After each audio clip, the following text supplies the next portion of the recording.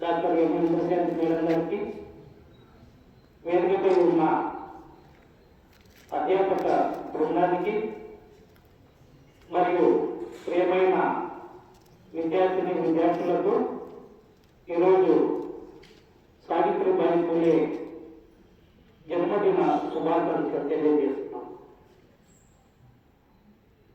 ఇప్పుడు చాలా మంది వక్తలు సావిత్రిబాయి పూలే గురించి చక్కటి ఉపన్యాసం ఇచ్చారు.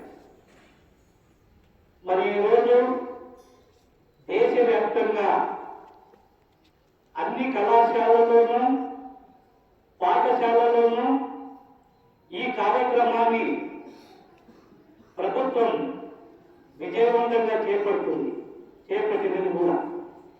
మరి సావిత్రిబాయి పూలే సారిద మరియు వింధ్యవాసిని దేవి గారు వాటి గురించి చాలా చక్కగా వివరించారు.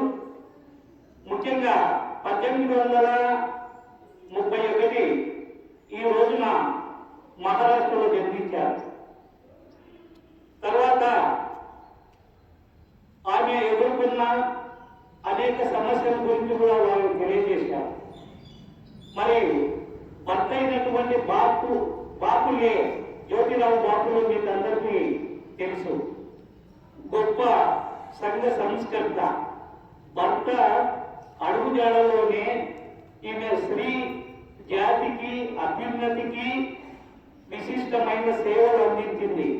18వ శతాబ్దం చివరి భాగంలో మరి సత్యశోధ సమాజ్ అనేది ఒక ఆర్గనైజేషన్, ఒక సొసైటీ. అందులోనే పేద పిల్లలకు, బలహీన వర్గాలకు చెందినటువంటి ఆ పిల్లలకు మంచి విద్యా బోధన అక్కడనే నేర్పించింది.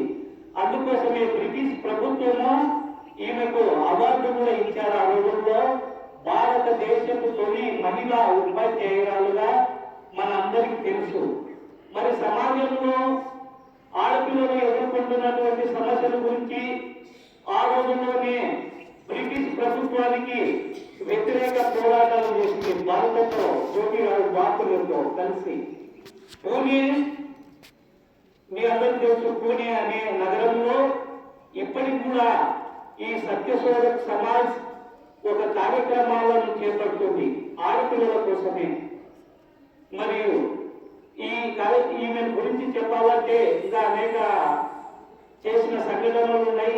మరి ఈ అవకాశం ఇచ్చినటువంటి కళాశాల ప్రిన్సిపల్, డైనమిక్ ప్రిన్సిపల్, మరి ఇతర అధ్యాపక బృందానికి, విద్యార్థులకు మరొకసారి జన్మదిన శుభాకాంక్షలు తెలియజేస్తూ ముగించుకుంటున్నాను.